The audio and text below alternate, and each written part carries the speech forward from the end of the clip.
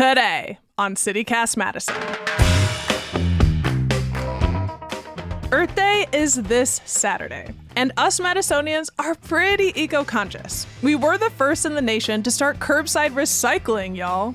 But hey, you can't just recycle anything, even if you want to. Tossing your plastic bags into your recycling cart does not mean they're gonna find a new life. Now, there's zero use in shaming ourselves. What to recycle can be confusing. Here to help us sort it out is Madison Recycling Coordinator Bryan Johnson. It's Wednesday, April 19th. I'm Bianca Martin, and here's what Madison's talking about.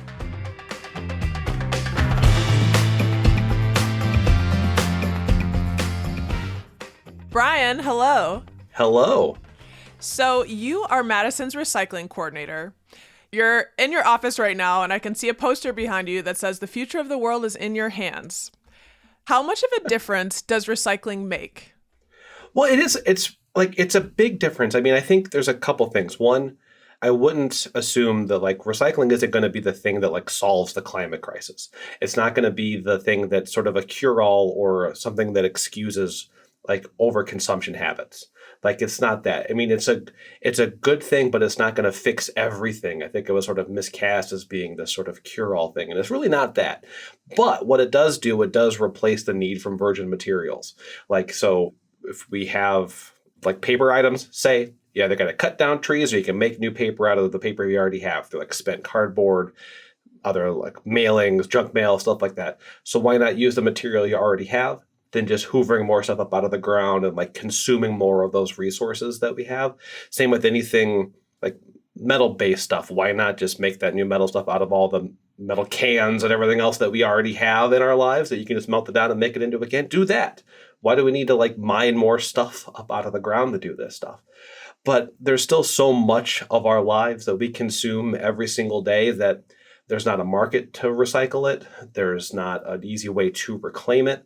And our stuff is always changing. It's so complicated. It's difficult. So I think it's good to do it. It's good to do it right because it's the one thing we certainly can control. But I wouldn't think, oh, I'm recycling, therefore I'm the greenest person on the block.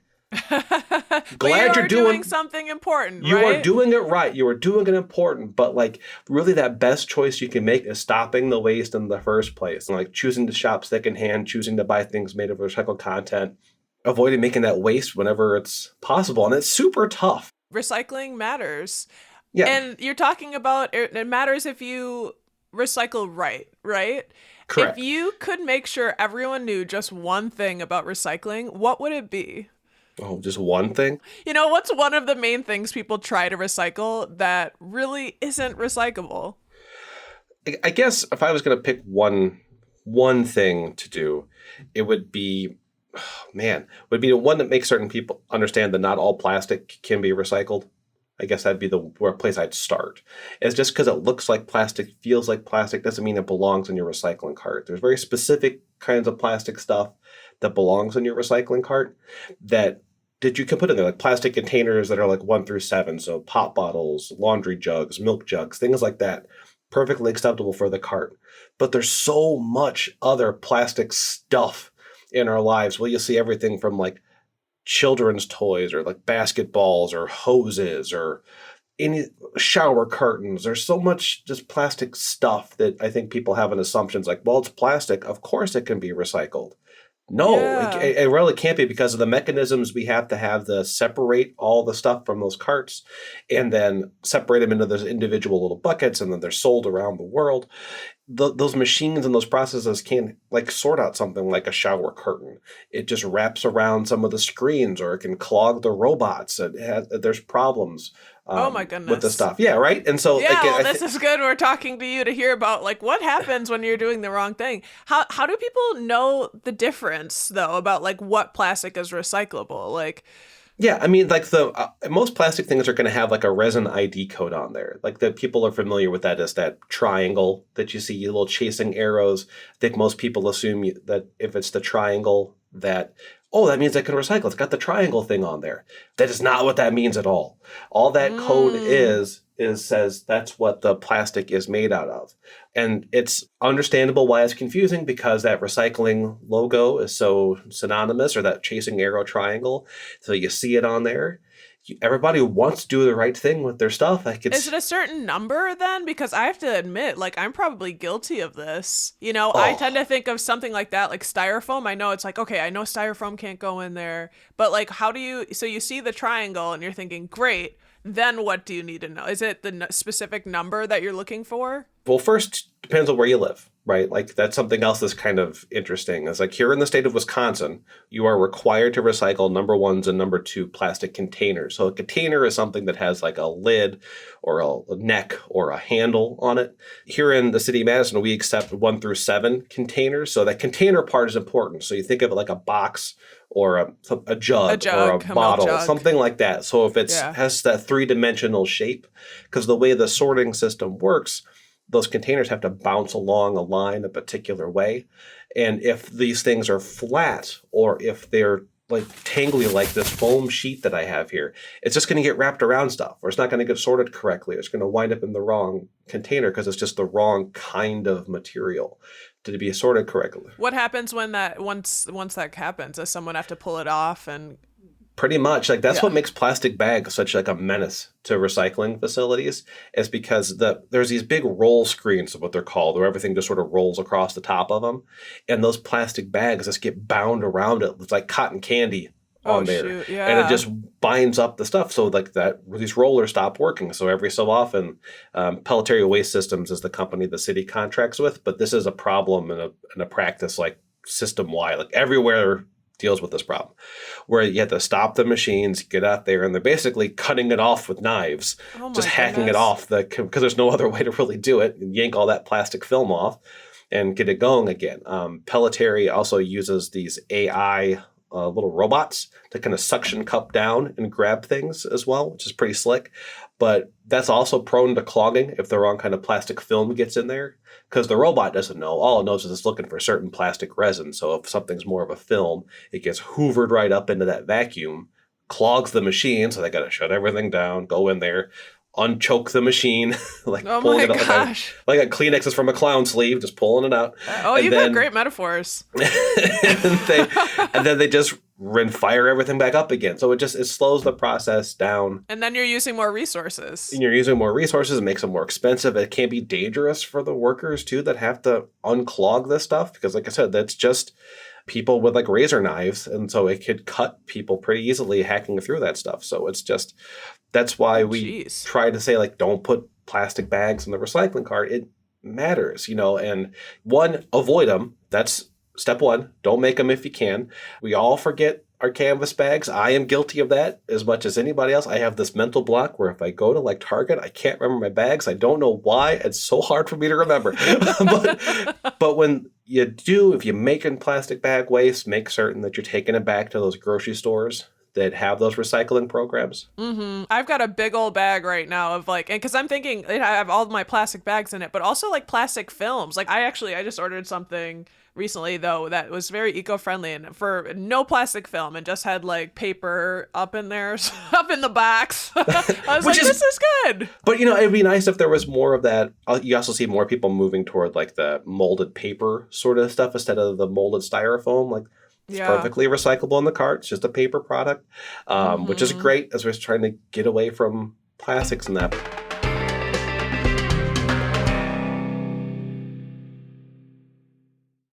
Well, I hear that Wisconsin and Madison's really doing a great job.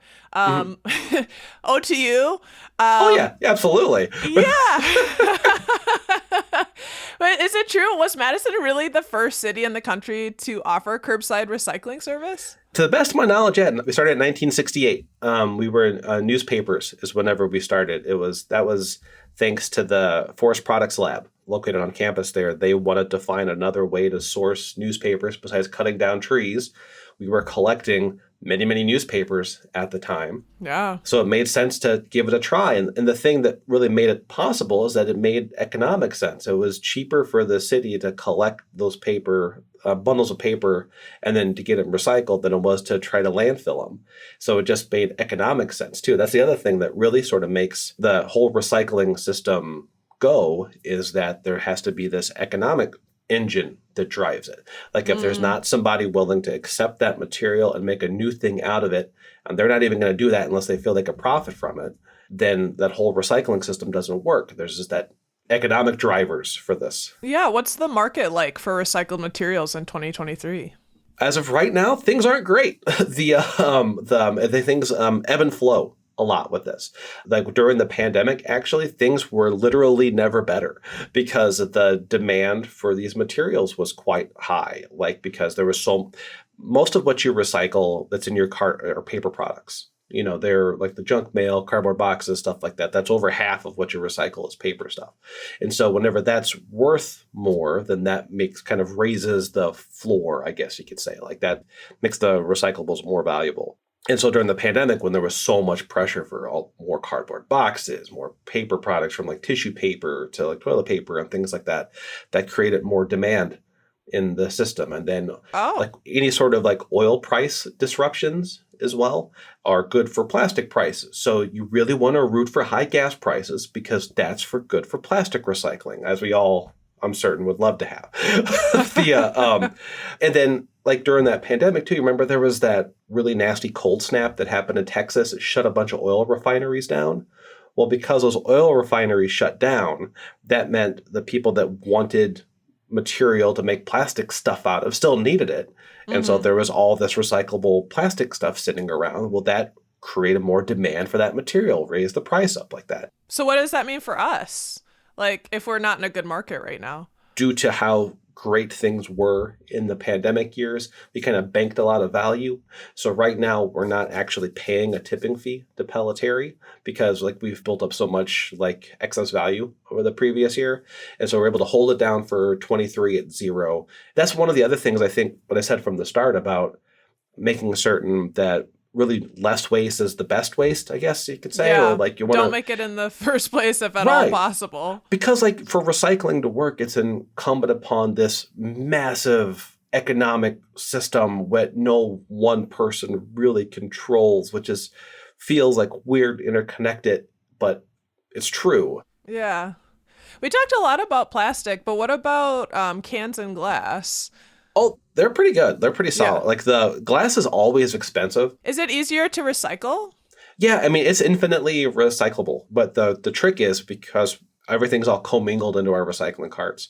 When it gets broken up at the sorting facility, anything else that's about the size of like a $50 or a quarter or so, give or take, also falls in with the glass. So any sort of weird little grit or pen caps or those weird little bread rectangles that are plastic that people might think, oh, it's plastic. They throw it in. The little thing that you pull off of your oat milk. Yeah, right. Tab.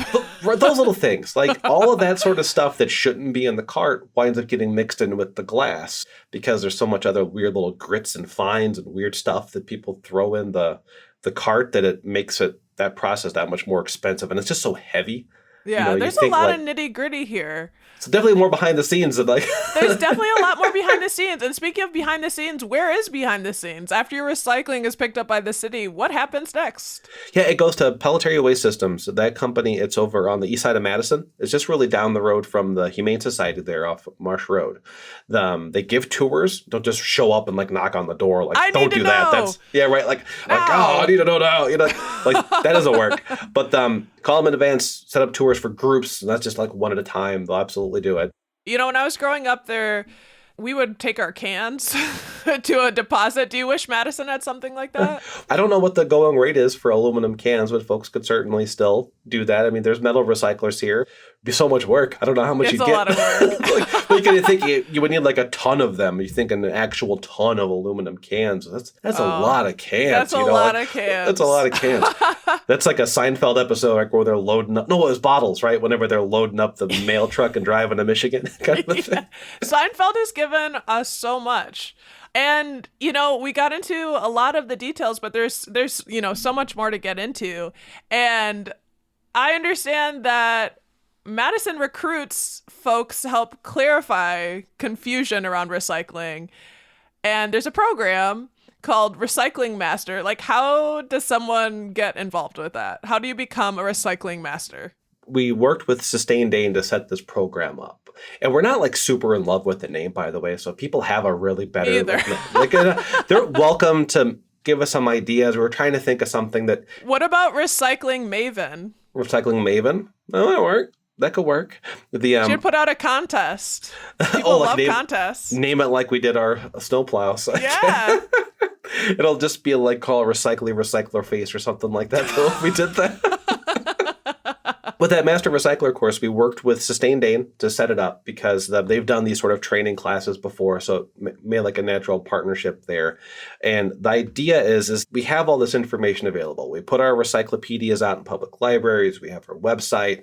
I'll go to pretty much any neighborhood association or senior center that invites us to come talk to it, to try to get out there. I got a little bit of education funds for like radio ads here and there, but the information doesn't like pierce all of the information bubbles that we put ourselves in that well, because we kind of curate our own media, right? We kind of listen to just what we want to listen to, and it's hard to, and there's so many of those little pockets out there. And this sort of recycling thing is information that's important for every single one of those individual little bubbles. And I can't possibly be in all of them. I can't be in every like next door conversation or Reddit thread. I haven't cracked it. Yeah, I'm yes. And so that's wanted to come up with this Master Recycler course. Is like, well, if we can seed enough expertise in our community out there so they can be that responsible voice, or maybe they don't have the perfect answer, but they at least know where the right resources are to point people whenever someone like fires off something online or at work, or it's like, oh, it doesn't matter, or what do I do with light bulbs? I'm just going to put them in the recycling. Or, so I can have somebody to be like, no. Don't do that. An ambassador. An ambassador. Right. Yeah. It increases the chance of doing that. And so we set up that Master Recycler course. It's 2 90-minute online sessions where we kind of deeper dive into recycling, the rules, the why nots, and a little bit more about composting, some zero waste lifestyle kind of stuff. And then the ultimate ask at the end is some sort of outreach project where it could be whatever the shape is up to the person's comfort level. We're not demanding that they teach a class to their church group or a lunch and learn at their job or anything like that. It can be open. We've had people do newsletters.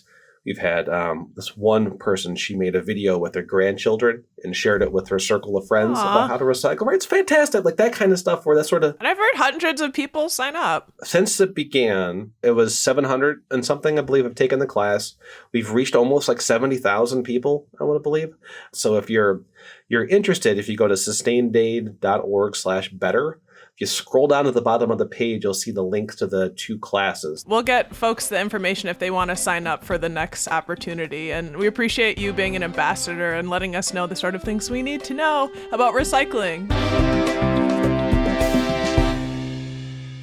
That's Bryan Johnson, Madison's recycling coordinator. We'll throw a link in our show notes for that Master Recycler class. The next one's in July. And fun fact, especially for the new folks in the building, Wisconsin Senator Gaylord Nelson created Earth Day back in April 1970. And that led to the creation of the EPA and the Clean Air and Clean Water Act. On Wisconsin, baby, we get things done.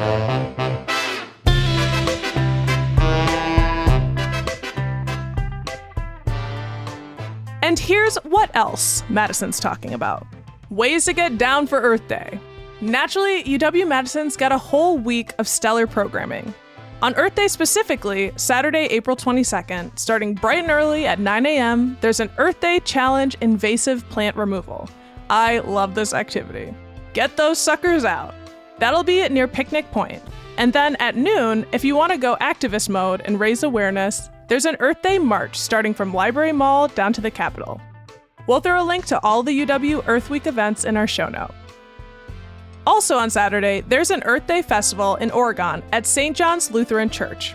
You can see a whole variety of electric cars, talk to local solar companies, and meet folks from the city and county working on sustainability. There's food and activities for kids. Plus, a talk on solving the climate crisis from one of my childhood heroes, famed meteorologist Bob Lindmeier. That starts at 12:30. Check out our show note for the deets. That's all for today here on CityCast Madison. I'm Bianca Martin. If you enjoyed the show, why not tell a tree to subscribe to our podcast? They'll probably take it or leave it. We'll be back tomorrow morning with more stories from around the city. Until then, go hug a tree. I promise you, it feels pretty good.